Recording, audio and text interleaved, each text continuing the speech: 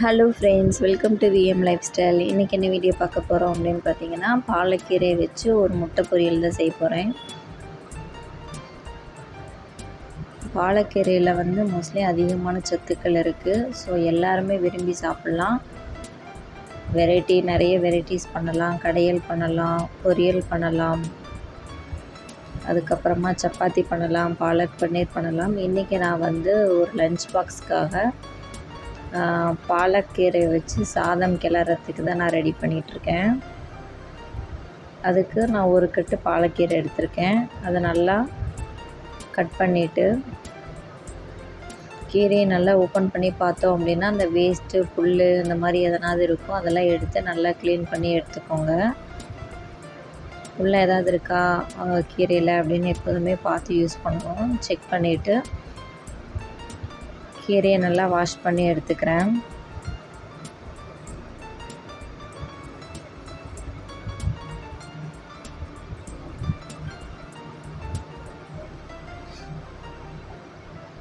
இப்போது கீரை நல்லா நான் வாஷ் பண்ணி எடுத்துட்டேன்.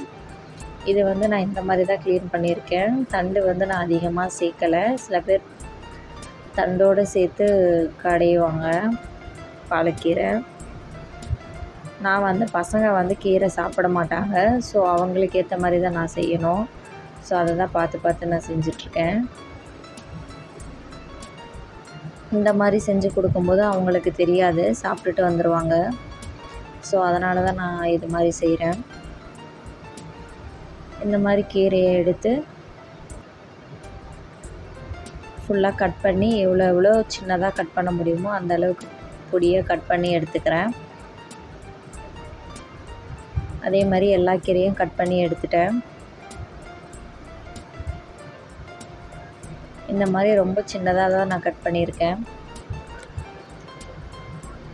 ஏன்னா கீரை வந்து பசங்களுக்கு வந்து சாப்பிட்றதுக்கு பிடிக்காது. ஸோ அதனால் நான் வந்து சின்னதாக கட் பண்ணியிருக்கேன், தெரியாத மாதிரி.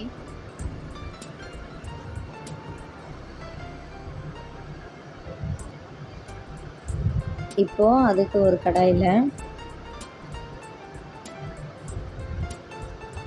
எண்ணெய் ஊற்றிக்கிறேன். எண்ணெய் ஊற்றினதுக்கப்புறம் கொஞ்சமாக கடுகு, கடலப்பருப்பு, சீரகம், எப்போவுமே நம்ம தாளிப்போம் இல்லையா, அந்த மாதிரி தாளித்து பொடியாக நறுக்கி வச்ச வெங்காயம் சேர்த்துக்கிறேன்.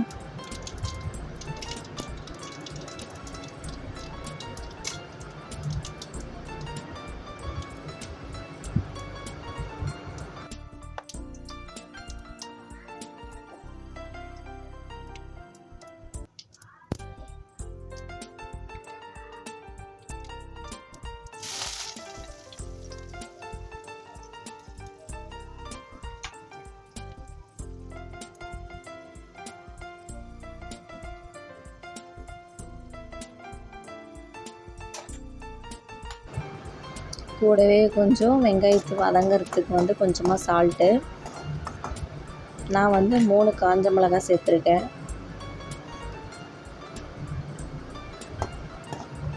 எல்லாத்தையும் சேர்த்து வதக்கி விட்டுடுறேன். இப்போ இது நல்லா வதங்கணும்.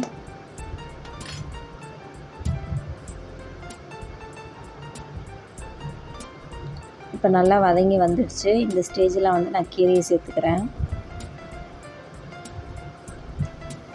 கட் பண்ணி எடுத்து வச்சுருக்க கீரையை சேர்த்துக்கிறேன்.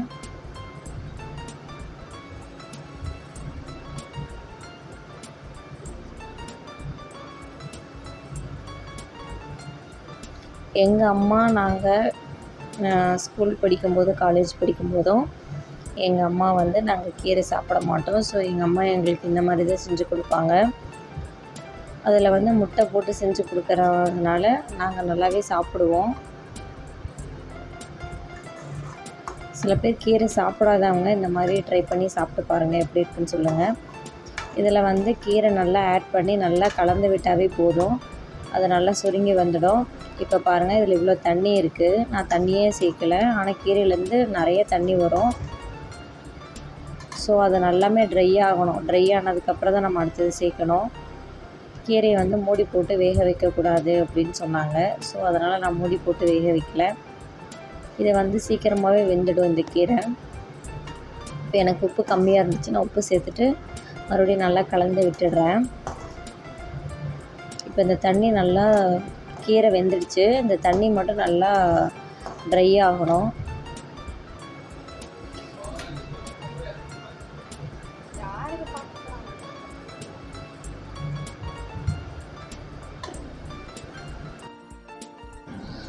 இப்போ தண்ணி நல்லாவே சுண்டிருச்சு, நல்லா ட்ரை ஆகிடுச்சு. இந்த ஸ்டேஜில் வந்து நான் ஒரு 3 முட்டை எடுத்து உடச்சி ஊற்றி வச்சுருக்கேன், அதையும் நான் சேர்த்துக்கிறேன்.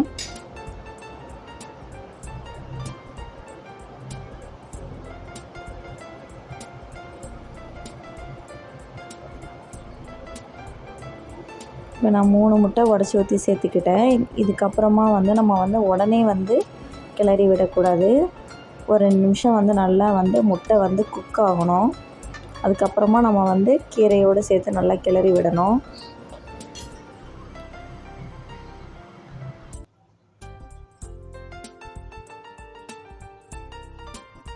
இப்போ பாருங்கள், சூப்பராக நான் கிளறி விட்டுட்டேன். முட்டையோடு சேர்த்து கீரையும் நல்லா கிளறி எடுத்துட்டேன். இந்த ஸ்டேஜில் உப்பு இல்லைன்னா பார்த்து சேர்த்துக்கோங்க. அவ்வளோதான். இது நல்லா ஹை ஃப்ளேமில் வச்சு நல்லா ட்ரை ஆக்கி நீங்கள் எடுத்துட்டிங்க அப்படின்னா சூப்பரான பாலக்கீரை முட்டை பொரியல் ரெடி. நீங்கள் சாப்பிட மாட்டீங்க கீரை அப்படின்னா கண்டிப்பாக இது மாதிரி ட்ரை பண்ணி பார்த்துட்டு எப்படி இருக்குன்னு சொல்லுங்கள்.